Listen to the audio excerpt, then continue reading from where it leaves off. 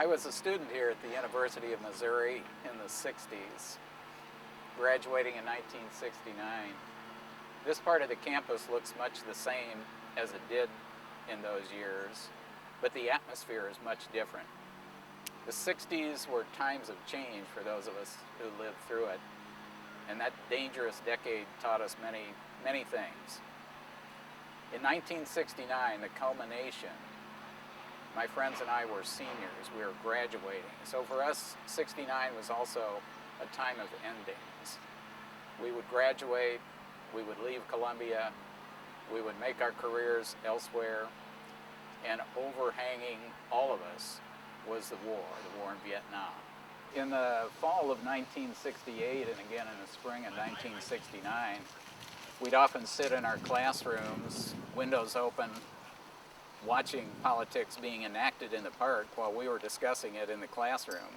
World affairs, the protest movements against the war, women's lib, and so on. Afterwards, we might join the protest movement that would often march from Peace Park behind me to the Boone County Courthouse, where often, again, the police would break it up with the usual tear gas and we would adjourn to the Heidelberg for beers. We're standing in Peace Park, which was an important place for us back in the 60s, particularly 69, the year of change, I'd call it. There was protest everywhere against the war, for women's lib. The counterculture was an established way of life by then. And we were part of that. But at the same time, we were Columbia kids. And the last thing we wanted to do would be break out glass windows on Knoll's Supermarket or Como Tire or Campus Jewelry because they were our friends' parents' stores. So early we understood that capitalism has a good and a bad side. Part of the counterculture was reminding us that being in touch with the land had value. But for us Columbia kids, we had never been that far from the land, so it was deep inside us to start with. And along with it, we had not entirely forgotten what our grandparents had taught us, that honesty, hard work, generosity, humor were a good thing.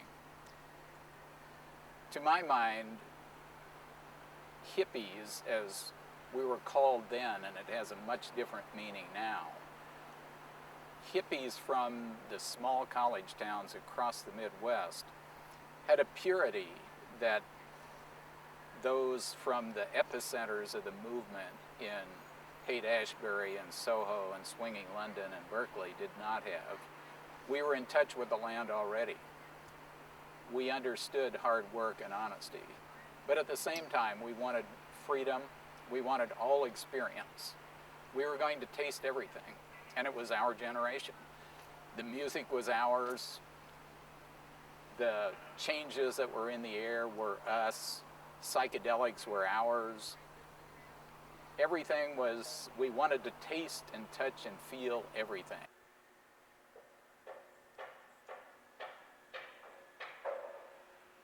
In the 60s, we were hungry for all sensation. We wanted to taste and experience everything, including all kinds of knowledge.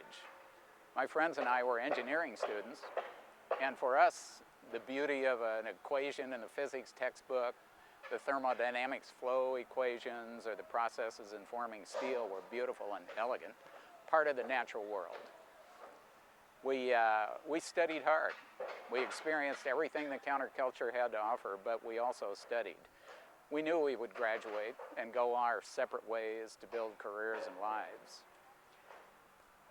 1969 was a year of endings. We were going to graduate, we would separate and leave Columbia. And perhaps the certain knowledge that it would all end made it even more precious, even at the time. We were inclined to tell each other back then, these are the best days of our lives, but we knew what a curse that could be.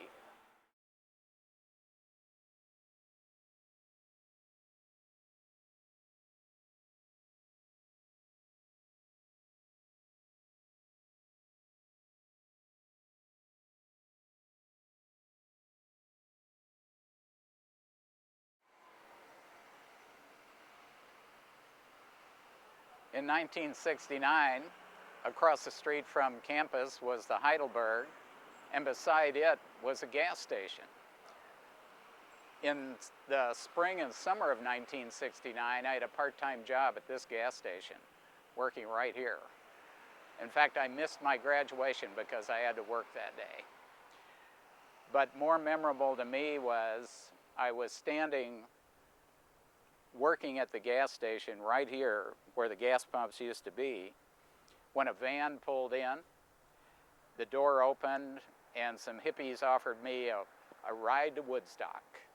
And for a minute I said, yeah, I'll go. There's nothing holding me here. I got in the van, and then I started thinking about it.